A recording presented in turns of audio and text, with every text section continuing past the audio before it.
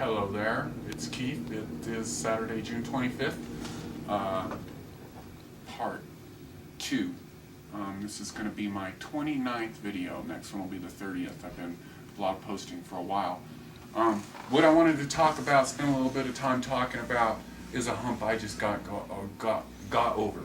I went through a big healing crisis, and this deals with the parasites that we all have in us.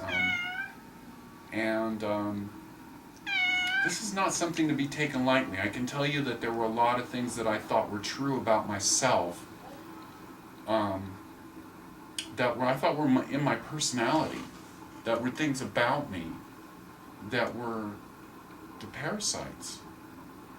You know, one thing I think that anybody could see, and I was already down this road of starting to get rid of my parasites when I started to blog, but I think that almost anybody that knows me would recognize that I've gotten a lot calmer. I think in some of my other videos, I think you can see how I race around, and if you kind of look, you see I'm getting a lot more, a steady stream of pure thought going on. Well, a lot of us have these parasites from day one. They come from our parents. They're downloaded straight to us, especially if you're, more than likely, unless you're somebody that was, built with a lot of really good jing and you were able to force some of this stuff out. I personally am kind of blessed with really good constitution, or jing, So anyways, this whole parasite thing, I've been athletic all my life. I've been in better muscular shape. Better, like, my arms are kind of skinny now because I'm going through, I've been detoxing now for about 6 or 8 months. And one thing that happened with me is, right here, I used to have this big bubble. It's kind of coming back a little bit because I'm not as tight on my regiments, but this used to always kind of stick out. I couldn't even see the waistline of my pants there. And, before I started blogging, I was on I had just wrapped up a 30-day fast, or I think I was still on the fast in some of my first blogs. And these parasites, you don't hear people talk about them too much. The body ecology diet is a big thing you'll hear Truth Calkins talk about all the time. And it's something that really, really addresses that as a core issue. And now I'm seeing David Wolf, Dr. Robert Kazar, and he's done some of the most amazing, deep, horror show stuff.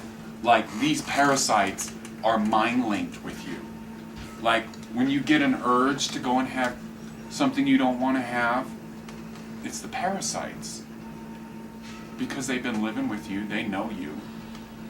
An advantage that they have over you is that they've got more of their animal nature to survive. That's something that's why people that are super intelligent, amazing intelligence, know everything, are overweight and eat pizza all the time and everything, is because they're parasites. They determine what they do. And I feel a lot more in control of myself. I do whatever I want now. It's amazing how I eat kind of one central meal a day, and and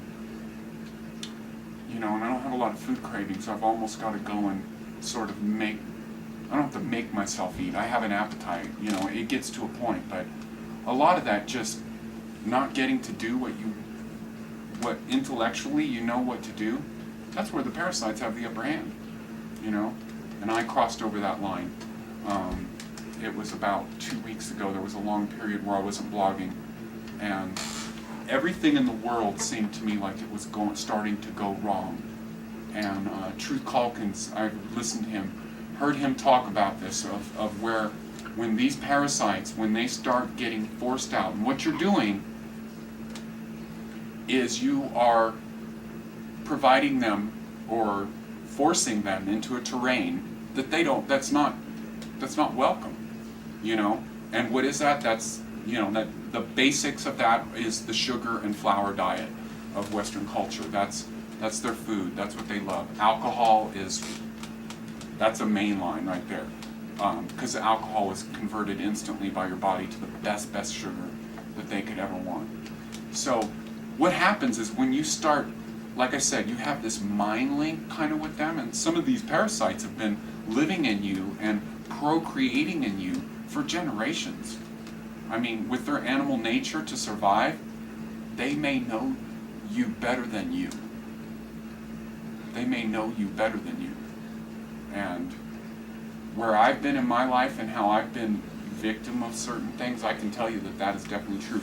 Anyways, so what I went through, I've been doing a lot of detoxes. I'm taking yellow dog tea, doing the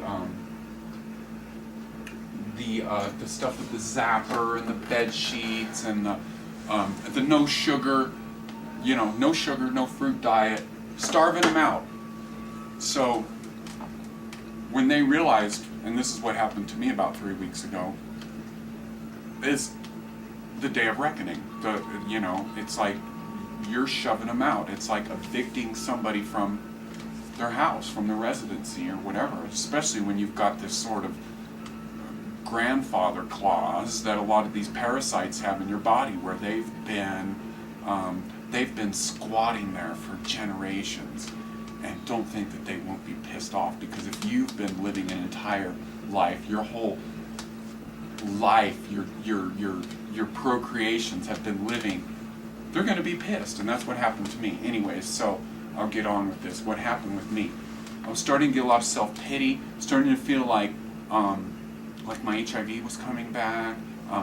There's something that you get with HIV that's called peripheral neuropathy. It comes with diabetes and stuff like that, and I get it really bad in my feet. And what happened was, when I first started going into this, my feet started swelling a lot, and I just felt like everything was going wrong. I was getting up and feeling like shit in the morning. This went on for days and days, and it finally culminated one night when I woke up at 2 in the morning with a raging fever, like crazy out of control fever, like the kind of shivers. I don't know if anybody's ever been through that. I've been through that a couple of other times with, like I said, I had full-blown AIDS and I was in the hospital getting temperature, fever spikes and stuff like that. That's the only other time that I had this kind of a fever, was when I had HIV with full-blown AIDS, that I had this when I was in bed, when I woke up at 2 in the morning. And then the next day I felt like shit.